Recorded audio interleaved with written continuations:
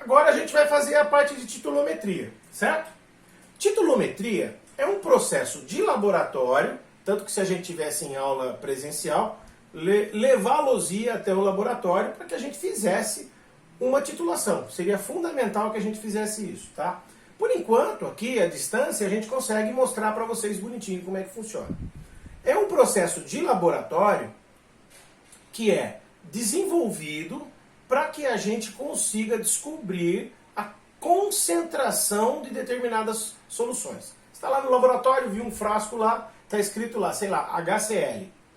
Você tem HCl lá, mas você não sabe qual é a concentração daquela solução. O que você faz? Você faz uma titulação para descobrir aquela solução, a concentração daquela solução que está lá. Certo? Como é que funciona isso? Bom, para isso nós vamos ter dois instrumentos de laboratório. Esse daqui é o que a gente chama de bureta, certo? Bureta é um instrumento graduado, certo? É um tubo de vidro graduado. O que você faz? Você vem aqui, coloca o líquido aqui dentro, o líquido vai encher daqui até aqui, aí você vem, abre a torneira, ele vai preencher isso daqui, vai cair no Erlenmeyer aqui embaixo, e você vai medir aqui exatamente o menisco no zero. Como assim o menisco no zero? É para marcar o zero aqui. Por quê? A partir daqui, a hora que eu abrir a torneira, esse líquido vai escorrer e ele vai marcar quanto efetivamente você gastou do líquido que estava dentro da bureta. Certo? O outro instrumento que vai estar aqui embaixo é o Erlenmeyer, tá? O que é o Erlenmeyer? Erlenmeyer é um copo de vidro com a boca um pouco mais estreita. Para quê? Para você mexer vigorosamente isso, sem que haja risco de derramar o líquido que está lá dentro. Bom, e aí, como é que faz?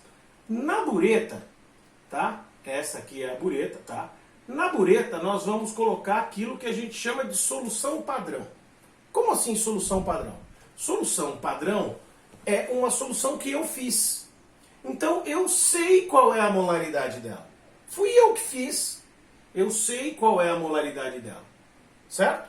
E outra, a hora que eu abro a torneirinha aqui e ele pinga aqui embaixo, o líquido desce, eu consigo, pelo fato dela ser graduada, eu consigo saber o volume.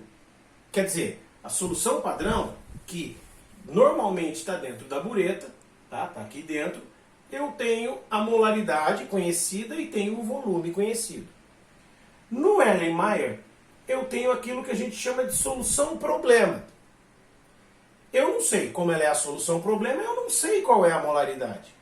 Mas claro, fui eu que coloquei aqui dentro, certo? Eu que coloquei aqui dentro, então eu sei qual é o volume de solução problema que está lá dentro. Tranquilo? Tranquilo. E aqui dentro eu vou colocar um indicador. Para que eu vou colocar um indicador? Simples. Porque ao abrir a torneira, a solução padrão vai pingar dentro da solução problema. Certo? Ela vai pingar dentro da solução problema. E a ideia é que a solução padrão neutralize a solução problema. Aí você vai falar assim, mas como é que eu vou saber que a neutralização foi completa? Porque a gente coloca um indicador.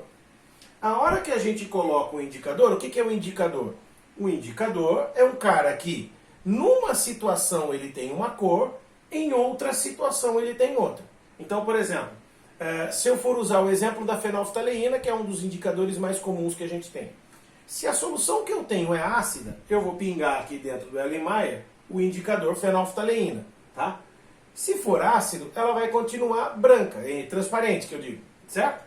À medida em que eu abro a bureta, eu vou colocar uma base aqui na bureta para neutralizar a solução problema, que é um ácido. A hora que eu vou pingando, a hora que a solução que eu tenho aqui embaixo virar de ácido para base, vai mudar a cor do Erlenmeyer, certo? No caso da fenolftaleína, vai ter mais ou menos essa cor, assim, um rosa escuro, um pink, tá? Isso aqui indica que a minha solução é básica, certo? Ou seja, que atingiu o ponto de viragem, ou seja, que o líquido que está da solução padrão neutralizou a solução problema. Com essa base, com esse procedimento, eu consigo calcular qual vai ser a molaridade da minha solução problema, tá? No princípio, a princípio, nós vamos pensar o seguinte: Nós vamos fazer as titulometrias sempre com neutralização. Sempre com neutralização, certo? Então tá ali a neutralização. Você lembra o que é neutralização? Assunto do primeiro ano? Ó, um dos segundos teve essa neutralização esse ano ainda. O que eu vou fazer? Eu vou pegar um ácido, vou reagir com uma base, vai formar água e sal. Certo? Ácido com base vai dar água e sal. Você lembra como é que faz? Vou pôr um ácido genérico, HA, reagindo com uma base genérica NOH. Lembra que N quase sempre é um metal? Vai dar água e sal. Então o H do ácido precisa do OH da base para formar água. Mas para cada H do ácido, eu preciso de um OH na base. Ou seja, o número de mols do ácido precisa ser igual ao número de mols da base. Entendeu isso dentro de um processo de neutralização? Legal. Se aqui eu tenho base, aqui eu tenho ácido, o número de mols da solução padrão tem que ser igual ao número de mols da solução problema, uma vez que um é ácido, o outro é base. Legal? Ótimo. O que eu tenho aqui? Dos dois lados. O que é o número de mols do ácido? Nós já vimos lá em soluções. Ele pode ser, lembra que molaridade é número de mols por volume? Então, ó, o número de mols é a molaridade vezes o volume. Não é? Beleza. Agora, lembra quando a gente fazia o exercício de gases? Que o N do gás, PV é igual a nRT, o N poderia ser massa pela massa molar? Pode ser. Então, o que é o número de mols do ácido? Pode ser molaridade vezes volume? Pode. Pode ser massa pela massa molar? Pode. Qualquer um dos dois. E para a base? A mesma coisa. Pode ser a molaridade da base vezes o volume da base? Pode. Pode ser a massa... Opa. Pode ser a massa... Pode ser a massa da base dividido pela massa molar da base? Pode. Sem problema nenhum. Belezinha? Então, ó, essas fórmulas estão aqui já. Bonitinhas. Tudo bem? Eu posso usar o número de mols? Posso. Posso usar molaridade vezes volume? Posso.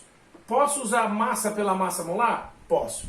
Tanto para o ácido quanto para a base? Sim, posso fazer sem problema nenhum. Vamos ver um exercício legal para fazer isso? Então vamos lá. Opa. Vamos lá. Olha o exercício que eu propus para vocês aqui, o 89 do livro. Já é um resolvido, tá? Por isso pode ficar tranquilo. Uma amostra de 25 ml de uma solução aquosa de CaOH2 foi titulada com HCl 0,1 mol por litro. Viu? Foi titulada com HCl 0,1 mol por litro. Eu sei a concentração de HCl. O que significa isso? Significa que o HCl é a minha solução padrão, que é o ácido. Beleza? E eu já tenho o volume da minha solução problema. Olha, determinou-se que, eu abri a bureta, determinou-se que o volume de solução ácida necessária para atingir a viragem do indicador foi de 40 ml. Ou seja, eu sei qual é o volume do ácido. Eu sei a concentração do ácido. Eu sei o volume da base. O que eu quero saber? Determine a concentração de CaOH2 expressa em mol por litro. Vamos ver? A primeira coisa, óbvio, a reação. HCl mais CaOH2. Acabei de falar para vocês. O número de Hs precisa ser igual ao número de mols de OHs. Olha,